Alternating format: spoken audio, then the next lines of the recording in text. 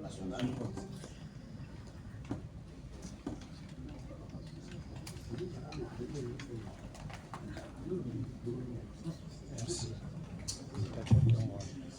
Je remercie le secrétaire national pour la parole, le modérateur.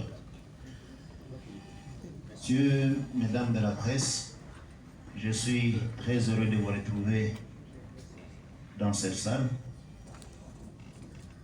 Je vous remercie pour l'accompagnement. Ça fait 2 rendez-vous que nous avons manqué. Nous avions prévu dernièrement une marche. C'était le mardi. Non, ça devait être le mercredi passé. Elle n'a pas eu lieu à la demande de l'autorité de la ville. Nous avions prévu un meeting également le dimanche passé, hier. Également l'autorité, vu les circonstances, ça n'a pas pu avoir lieu. Donc je vous remercie pour l'accompagnement.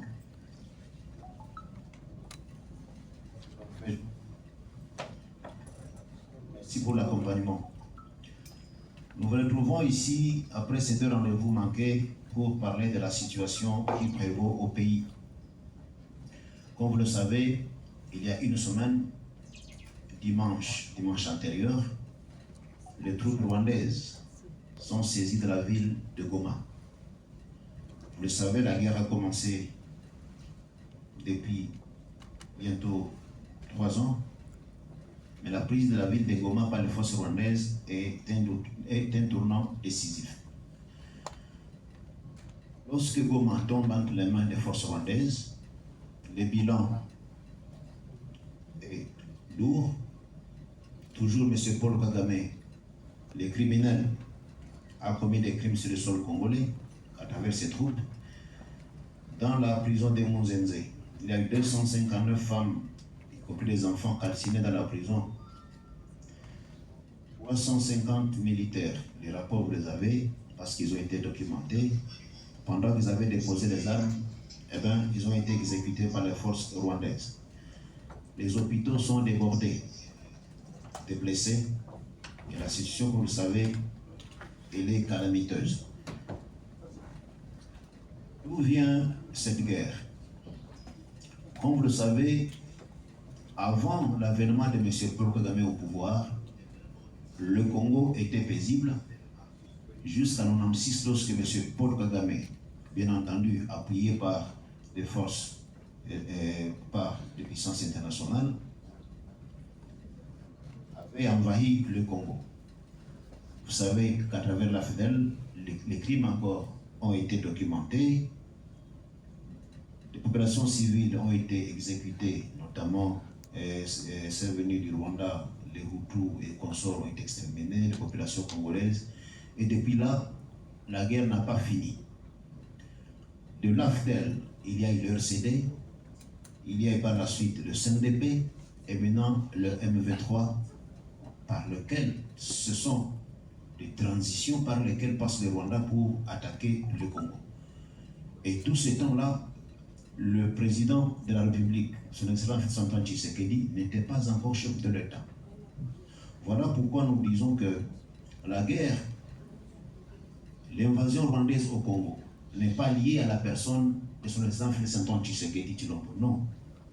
C'est plutôt l'expansion territoriale de M. Kagame, qui cherche toujours à conquérir les territoires congolais, exploiter illicitement les richesses du Congo. C'est ça ce qui est à la base de la guerre que nous connaissons aujourd'hui.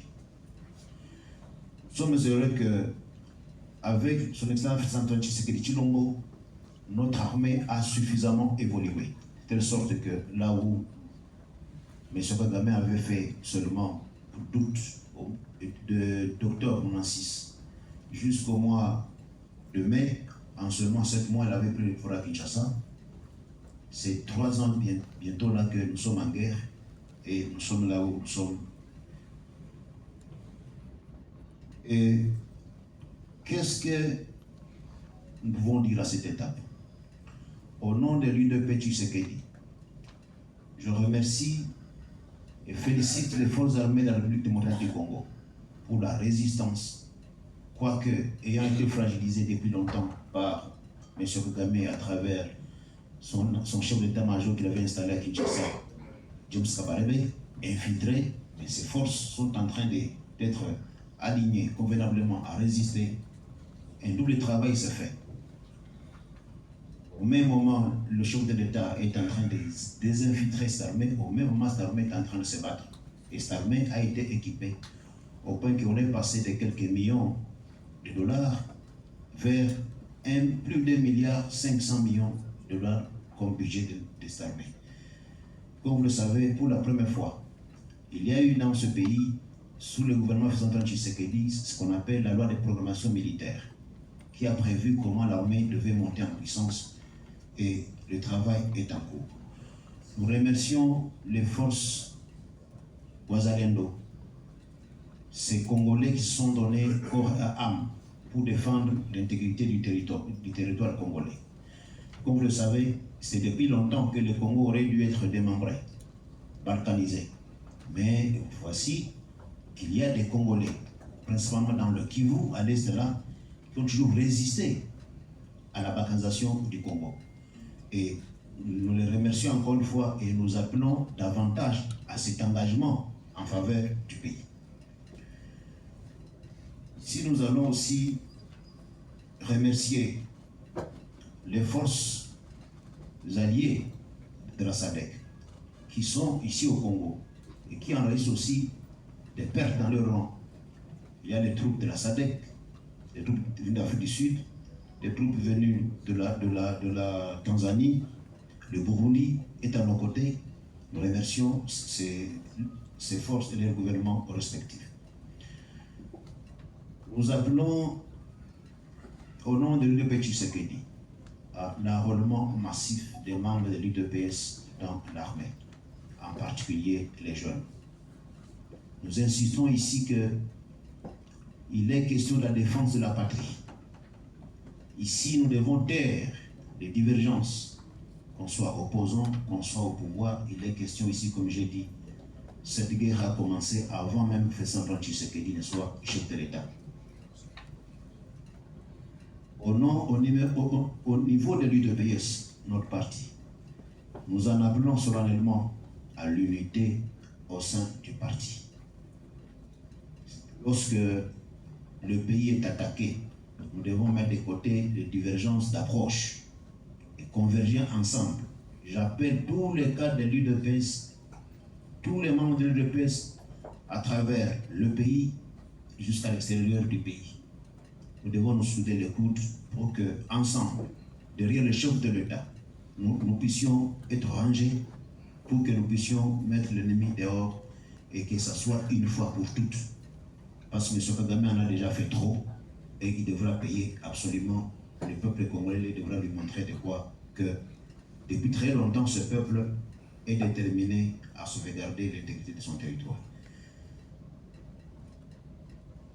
Après que nous soyons unis, que nous soyons soudés, tous comme un seul homme au niveau de l'UDPS, bien entendu, il faudra qu'à notre niveau de l'UDPS, nous puissions évaluer comment, parce que la situation est là, comment est-ce que chacun d'entre nous a accompagné les chefs de l'État depuis qu'il est au pouvoir. On est dans les détails, mais les partitions sont jouées et chacun devra assumer ses responsabilités le moment venu. Le temps de la complaisance ne doit pas être là, non. Vous savez que l'UDPS est en train de travailler efficacement. Nous sommes dans les étapes très très importantes au niveau du parti.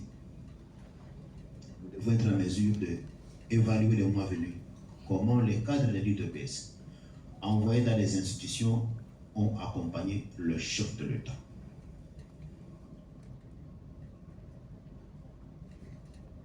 Je voudrais lancer un message particulier aux compatriotes du Sud Kivu, parce que l'ennemi aussi est en train de guetter le Sud Kivu, au moment où nous parlons ici, pour quitter le Nord Kivu et le Sud Kivu.